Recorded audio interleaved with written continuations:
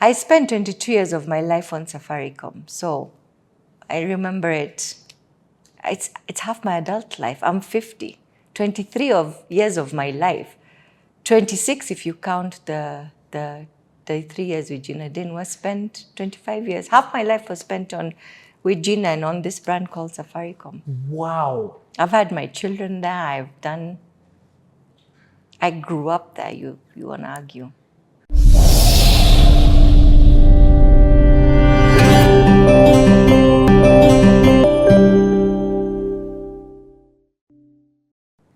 Kuna kakiru. Kuna kiru.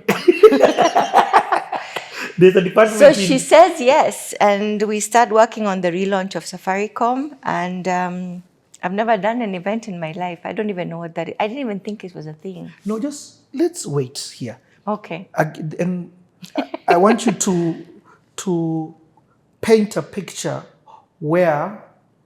explain to people where Safaricom was at that time. You know, somebody may be hearing us saying Safaricom and they were not alive in 2000. As I remember it, yes. I believe Michael Joseph came in to Kenya either May or that year. I can't tell that story well, but Safaricom was a startup because now it stopped becoming a department in telecom. It's now ready to be relaunched. And when all of us Safaricom alumni meet, we always ask each other, what's your EK number, employee number?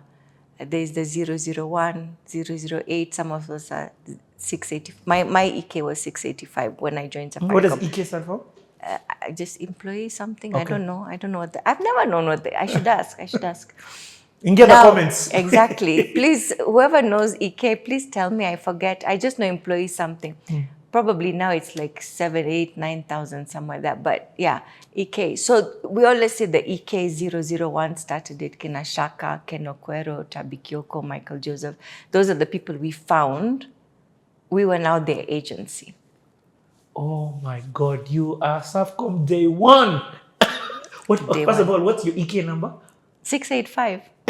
But remember, I joined Safari. That's after. I'll come and tell yes, you. I joined later. Right now, I'm agency. No, I'm agency. Yes, but I'm not even agency. I am intern. On a break. I'm not even intern. I have come to pass reality. I've come to kill 1 month past time. I'm not even expecting payment.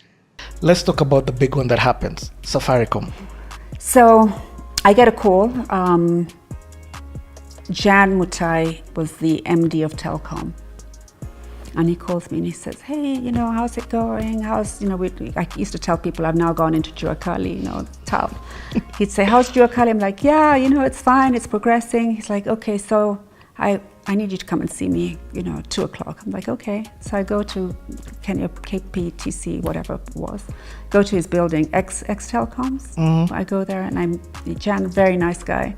And he says, look, we're about to sell a mobile license to Vodafone, and we need you to help us through this process. And I'm like, okay, not even thinking that it was going to be the big thing that it was. So I meet the Vodafone guys and we chat, and it's fine. They're in the middle of buying the license. So we covered the license being handed over to them, and, worked closely with Musalia Mudavadi, who was the Minister for Transport and Communications at that time.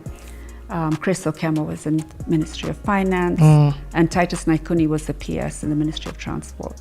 So worked very closely with them, made it happen. And then obviously now Vodafone is going to be this huge new brand. And Michael Joseph's about to come into town.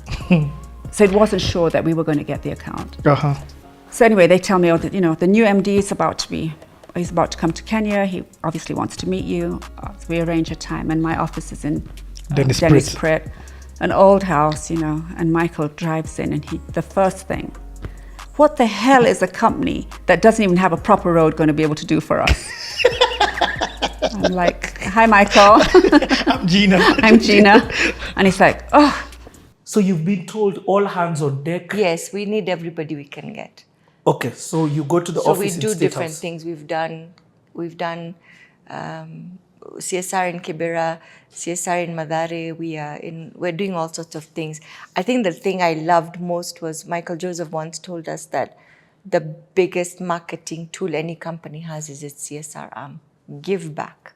And he said, I'm not going to spend the kind of money that traditional companies or companies are spending on traditional marketing. I'm going to give away and support Kenyan dreams, no matter how big or small.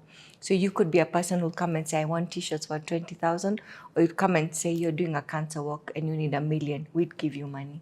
And I think that was the best decision ever. And we'll come to that when Wow. it comes to doing the So right that thing. ethos that has led to Ndoto Zetu and everything else, this is where it starts, from his culture. Yes.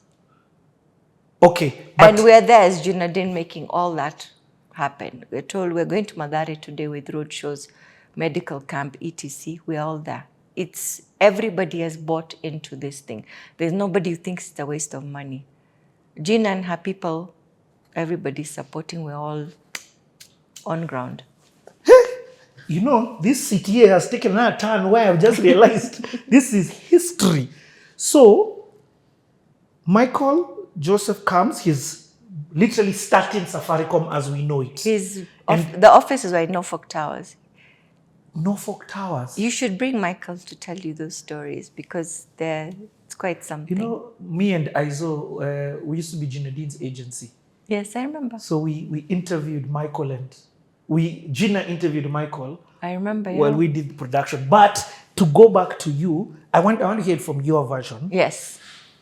And you, because everybody has their story within a story. Yeah. I say there's heads and tails is still the coin. The coin isn't just the one side. So you're giving me this other different perspective. You are killing 1 month, and in the time that you're this perfect mix of time that now you've got to meet Ginadine. I'm getting to work on the relaunch of Safaricom at Carnival is the event we're talking about. This big moment.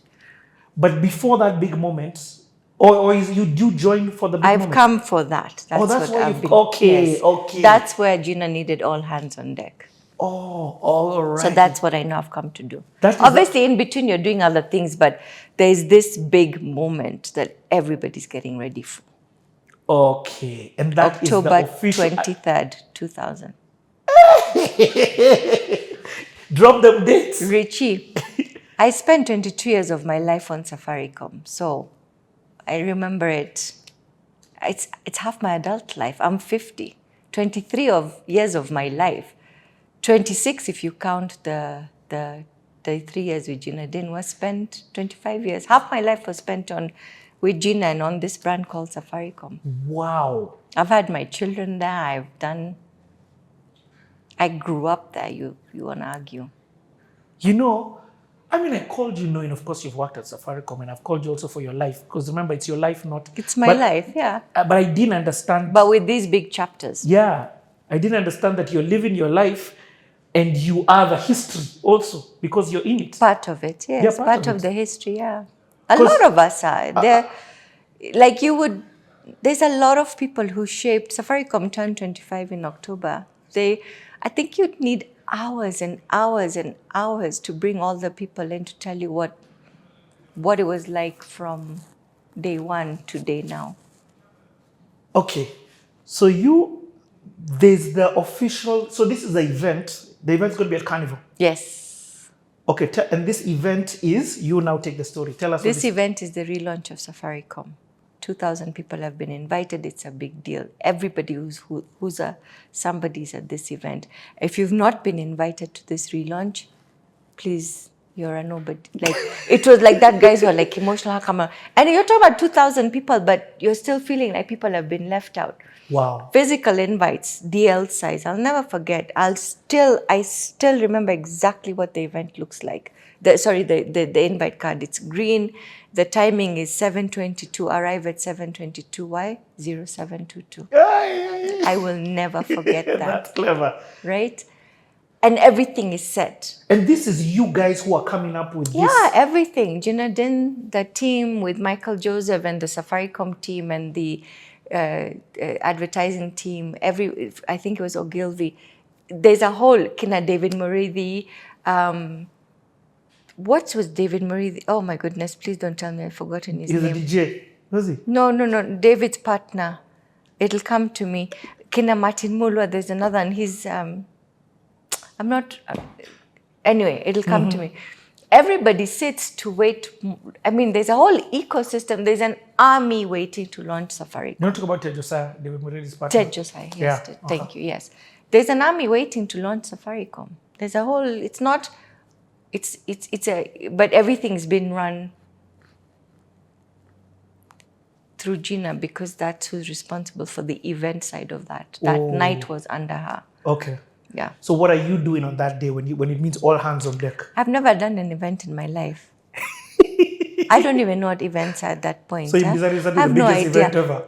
And then I'm told, Richie, if you want to know you're truly in events, somebody puts you in charge of the gate. Oh. Gate duty, which means you stand at the gate, you receive people's invites, and at that time, I don't think we were wristbanding. I was told with the other people, with the other ushers and stuff, there's a lot of things people did not tell me. Me, when I tell people you're going to be at the gate, I tell you nowadays how to dress. Nobody told me that.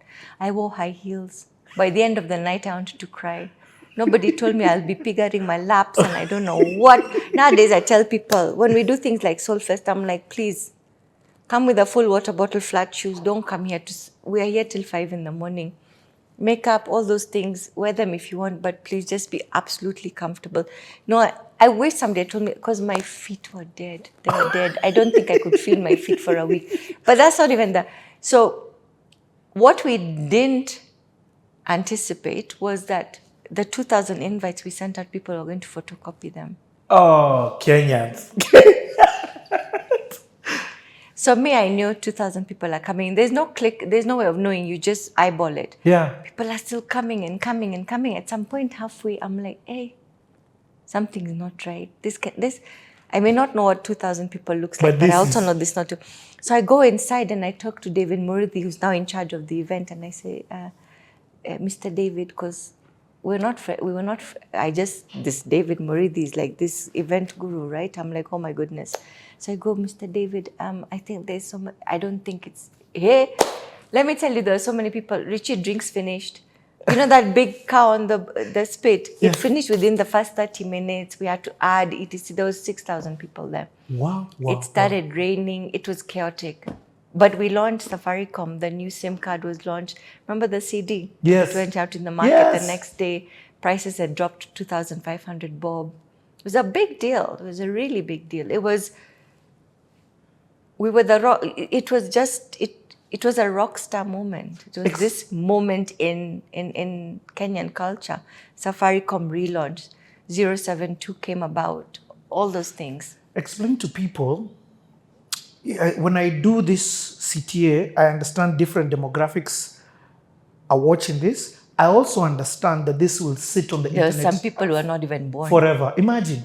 There are Like people my who are watching kids. this who are not born. But I also realize that this will sit on the internet forever. Yes. So when I talk about, you see, you and I understand that Safaricom was not always Safaricom.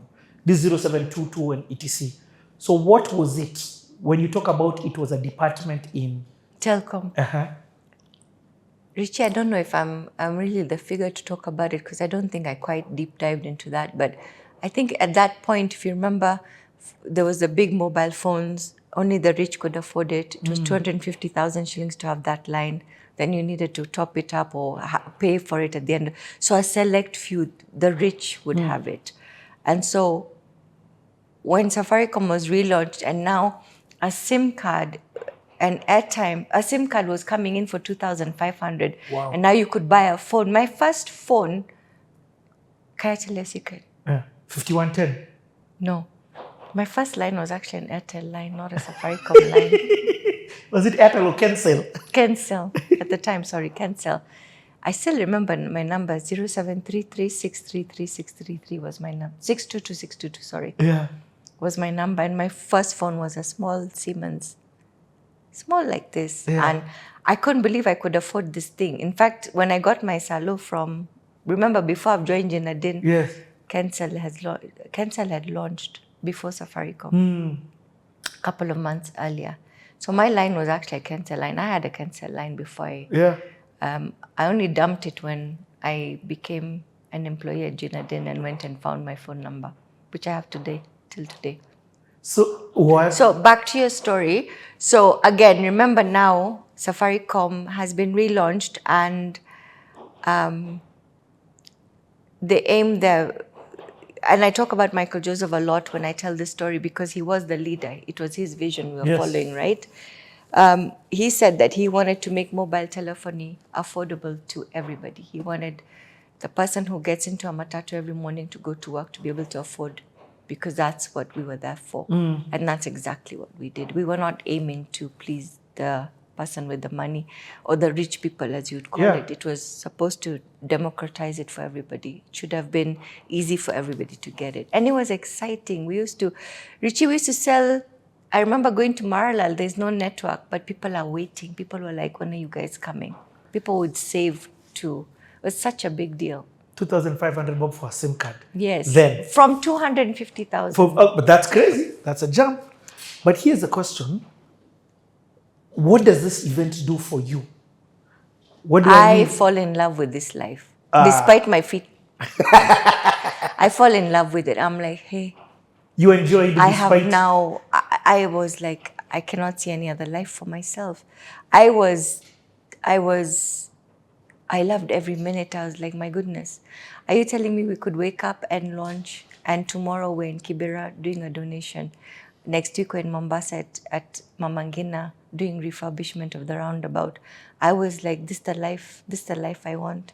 I even went home and I told my dad I want to be in events. My mom and dad were like, as much as we have degrees, what is this event? What do you mean?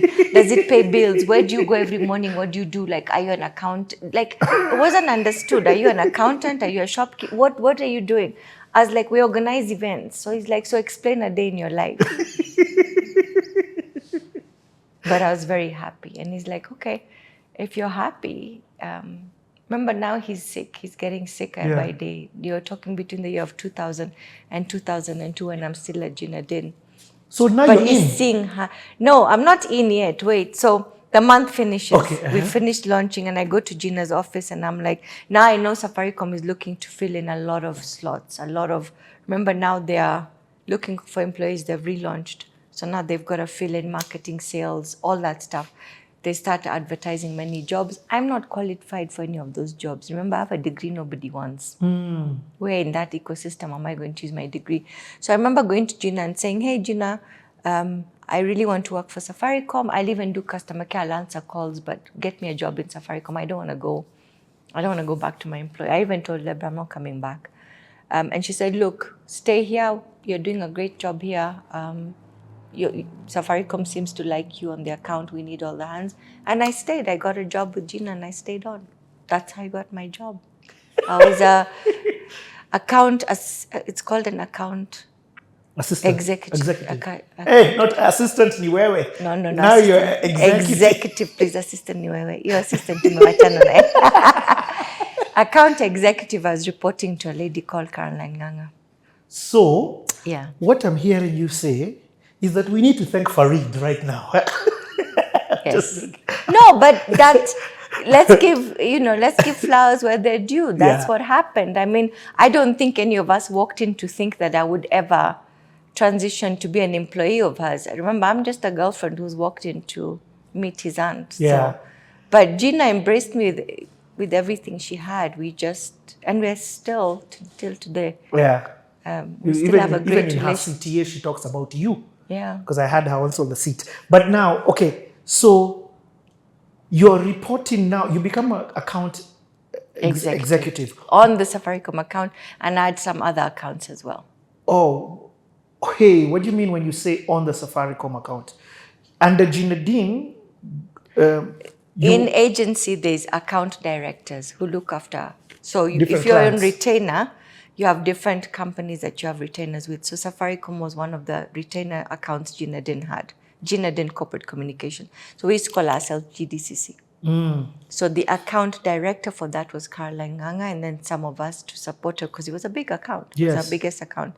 Needed to support her with the everyday stuff. So I was an account executive under Caroline Nganga. Okay, and what does in this case, first and foremost with Safaricom, and then you'll tell me some of your other clients also. What did this look like? The same thing that you're doing now? Yes, you wake up. We also remember doing Yes. PR, media, and events. And when I say media, more documentary based, more all of that, photography, videography, PR relations, all that stuff, media relations. So we were running. So we had the media side, which was kind of Dennis Chebitwe, Japheth Kogondu, who still remain friends, the nicest people. And Carolyn Ganga was the account director. So she was responsible for keeping Safaricom happy and doing whatever we've promised to do. So if we're going to say sponsor, at the time, the Lewa Marathon, everything's happening, event management, coordination, all of that stuff. Caroline would be responsible. We would be under her, making sure things were being done as they were supposed to be done. I get it. Yeah. Because in reality, the event management as it sits today. Yeah. Just for context, again, I really like this fact that when I think of 2000, 2001, as compared to now, this is decades away. So things which are norm now, like cameras, were not. So, but the brilliance was in the marketing strategy, which now I've never really understood it until the way you're saying it. Part of the marketing strategy, a big part of it, CSR, was CSR. So you're going to paint a gate or give this to kids.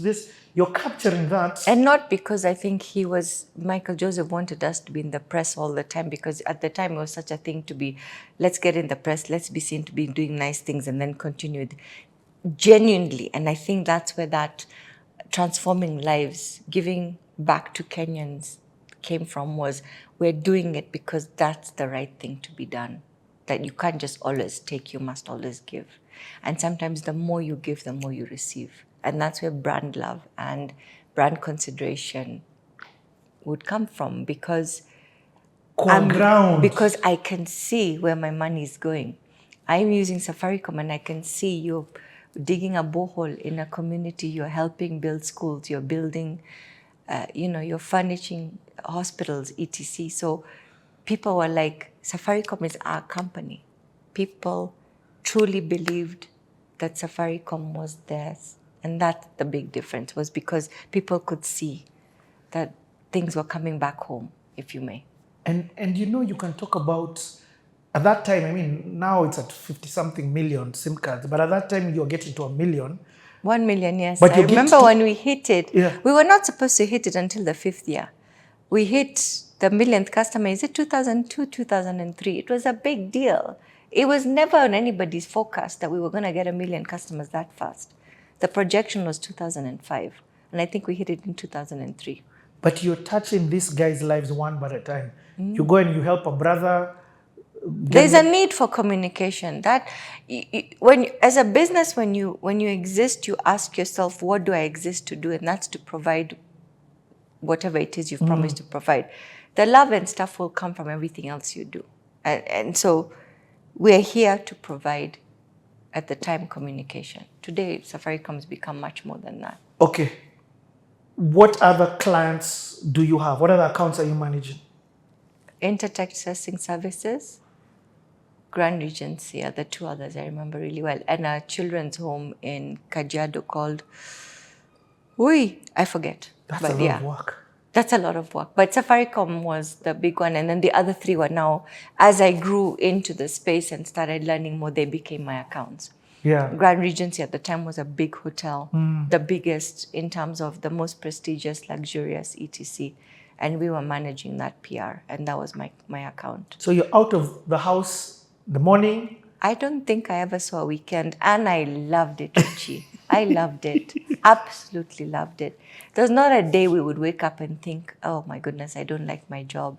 Loved it, all of us. I don't think anybody willingly left Jinadin. I think people left for better opportunities, not because they were not happy. Yeah. Yeah. And that says a lot. And I'm sure they probably went to those clients internally. Like most of us were poached. Most of us were poached. I actually asked her that question because in one part of when I was interviewing, I was like, Gina, what happens when your guys are poached? And her comment was amazing because she was like, That's the best compliment you can give me. Yes, that's the best. When people leave you for better, is all you can ask for. I'd hate to leave some of the people in my team today, but if they were going to something bigger, better, greater, and if I stop them, then what kind of human am I? Wow. Okay, so you're now at 20, but as this is happening now, you become full-time job, all this at Ginadine. Yes, now I'm full-time. And it's not Ginadine Group. That Ginadine Corporate Communications. But- GDCC, as we lovingly called ourselves. Yeah. Who are some of the people who were working with you at the time? Oh my goodness. There was the ones there's so many. Sometimes we bump into each other and we're like, we'll see each other in spaces, especially because we're all still in the same one. So I have very fond memories with Janice Chebitwe, Japheth Kogondu, Pauline Sabala, Caroline Nganga was my Mudheo Kimulu, Caroline Mudhaura, Christine Benge. Oh my goodness, Joel the driver, I remember, Asha the cook, Caroline Obara the accountant. So, you know, people that you spend so much time every day. That's where things were, so many. And we still bump, and if I've forgotten to mention anyone, please forgive me. Charge it to the brain and not the heart. Yeah. So no, and we're still in touch with most of them. But as this amazing thing is beginning to happen in your career life, there's home. There's home life. And your dad is not doing too well now. No, he's not doing well, Richie, and it's getting worse and worse towards the year 2000.